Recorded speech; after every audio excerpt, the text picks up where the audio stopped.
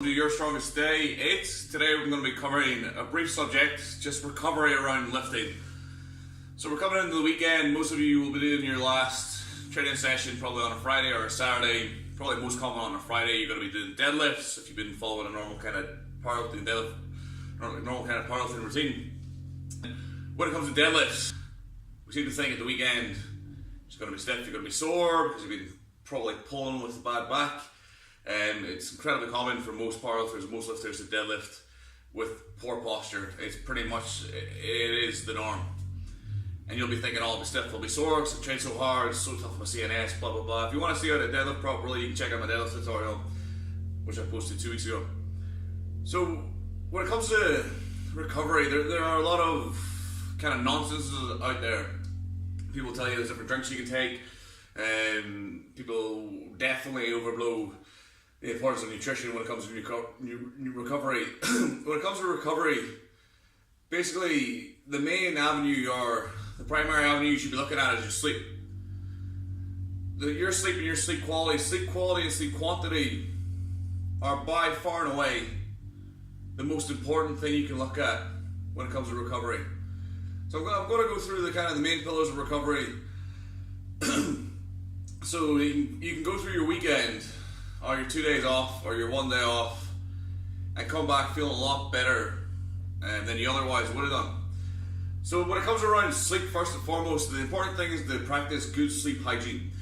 So if you search online for productive habits for sleep, or sleep hygiene habits, you'll come across the sort of things I'm going to be talking about in like an infographic. Maybe post a link to a good infographic for it. But basically around sleep, stay away from white lights. So put your phone away, phone in a different room, iPad in a different room, don't have a TV in your room, keep your laptop out of your room. You should read before you sleep. You should have some kind of routine before you sleep. So a common one is maybe to have a bath, maybe 30 minutes, 40 minutes before you sleep. You have a routine which basically puts your body in the shutdown. So the routine might be going to bed at 10, 9:20, switch off all electrical goods, set your alarm, maybe put your alarm in another room where you can hear it, or get like a separate alarm, like an alarm clock. Crazy that might seem for most people in this day and age. Maybe have a shower 40 minutes out, so 9:20 have a shower, 9:30 brush your teeth, 9:20 changing your, or 9:40 changing your bedclothes, get in bed, read till 10, lights off, sleep. Also, the environment you sleep in is very important, so the heat of that environment, not too warm, not too cool. Your bed should be a comfortable place to be, so you should have a good mattress, good quilt, good pillows. The quality of the mattress is also very important for your sleep. I've been finding I've had a really bad back last 14 days, but just the simple fact we're moving flat, so we're currently sleeping on an air mattress, and that's actually been really good for my back. My back's felt really good recently. So a firmer mattress for me is probably a good thing. There are places you can go, or mattress shops you can go, where they'll actually tell you the kind of mattress you should look for, with the firmness, the softness, etc., etc. And it's important to get an adequate amount of sleep. So it might be 6, it might be 10 hours, it depends. The Irish Rugby Football Union, the professional sports governing body of rugby in Ireland, did a study with their national team where they found that the faster twitch athletes, the ones with the higher jumps, or the quicker sprints, they actually required longer sleep to recover from training than the slower twitch athletes. So they were in like a training camp, so they're doing like lots of weights, doing lots of conditioning, doing like organization work, teamwork. So there's a high amount of training. They found that for their baseline markers, so their counter movement, jump, and the other tests they did to return to a baseline, these guys actually needed 9 or 11 hours sleep, whereas the slower twitch guys could get by with 7 or 8 hours sleep.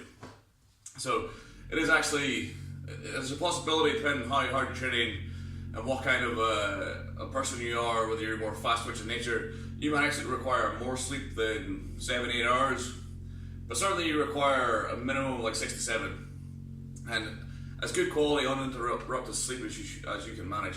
So having like a routine around your sleep, having good sleep hygiene, getting an adequate amount of sleep every night is by far and away the most important thing when it comes to recovery. If you haven't got this one right, then you may as well not pay attention to the rest. This is your base of the pyramid. If this isn't fixed or this isn't right, then everything else is going to be washed away with noise. Okay, so the next thing we'll cover in recovery is actually your movement.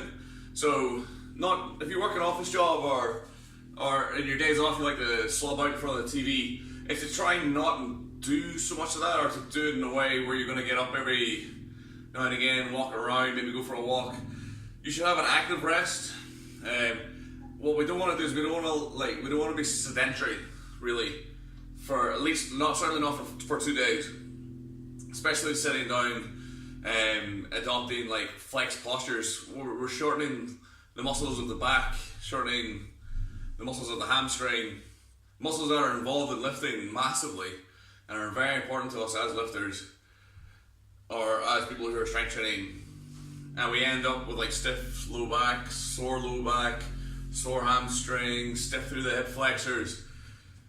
Muscles that we need to not be stiff to perform correctly as a lifter. So these are things that you might not think about. Another thing, so be more active in your time off. Go for a walk with the family, take the dog for a walk, go for a swim, do some go for a bicycle.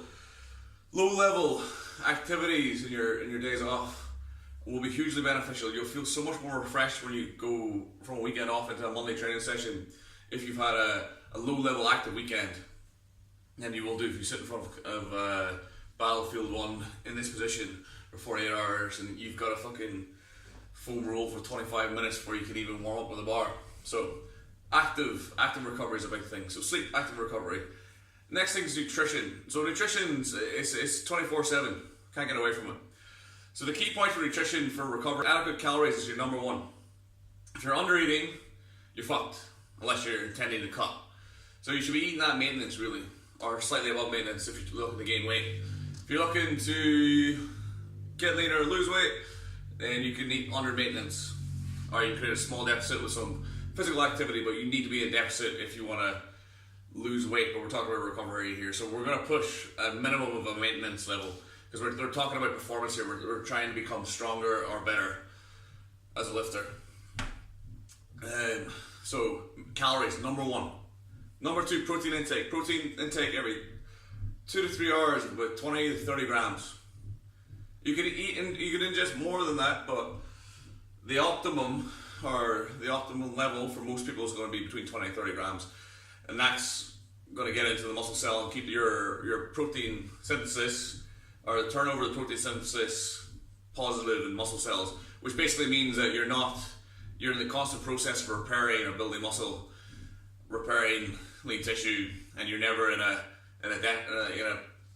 negative protein synthesis balance where you don't have the available raw materials, amino acids to repair your muscle cells. So you're either becoming catabolic or you're not repairing. So every 2 to 3 hours, protein, number two. And then number three is to ensure that we have enough fat. So at least 30% of your diet should be made up of fats, 10% saturated, 10% polysaturated, 10% monosaturated.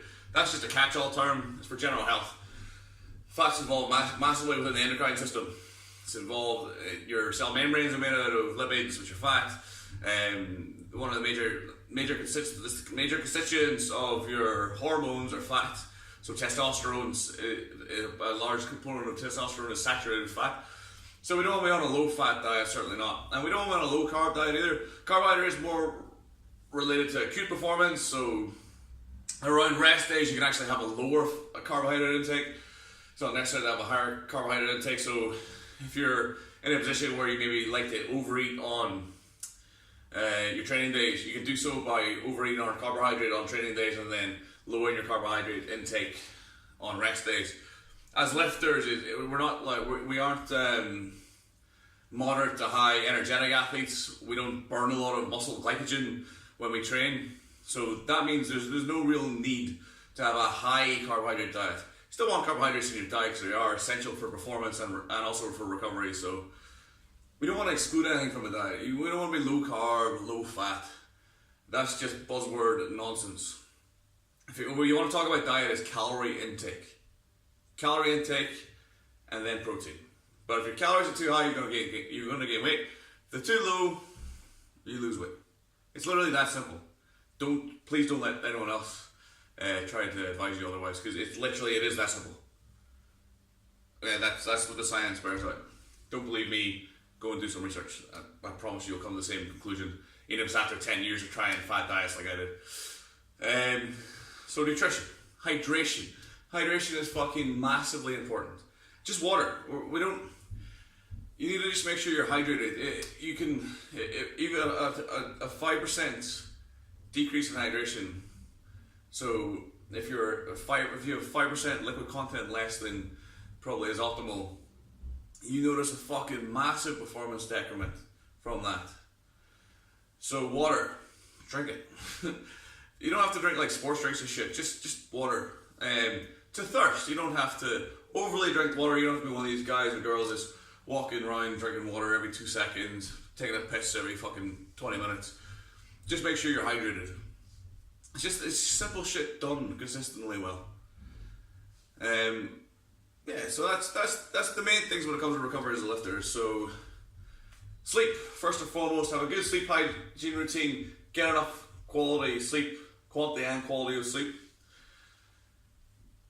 Make sure we're not sedentary, we're active, walking, cycling, swimming. Low level aerobic activity is fantastic for recovery.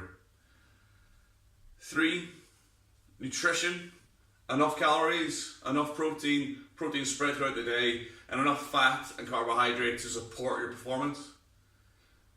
And a calorie intake that is relevant to your goal. And then we just talk about hydration and how important it is. Supplementation, completely unnecessary. Don't worry about it. Get these things in order, and I promise you will not feel the need for supplementation. A small extra thing you can do for recovery is to be more aerobically conditioned. Recovery process is an aerobic activity. The aerobic system does everything pretty much that is lower level. So when we're running, jumping, lifting weights, it's the anaerobic and glycolytic systems primarily that are providing the immediate term energy for that. However, when we're not running, jumping, when we're sleeping, when we're walking around, it's the aerobic system that takes care of this. So if you're more aerobically fit, you're slightly more efficient, and you will actually recover quicker from workouts. You'll also recover quicker between sets. So your aerobic conditioning as a lifter is not something you should neglect entirely. I've done a social media post about that 2 or 3 weeks ago. Sorry, a few days ago, 7-8 days ago. You can check it out on my Facebook or my Instagram.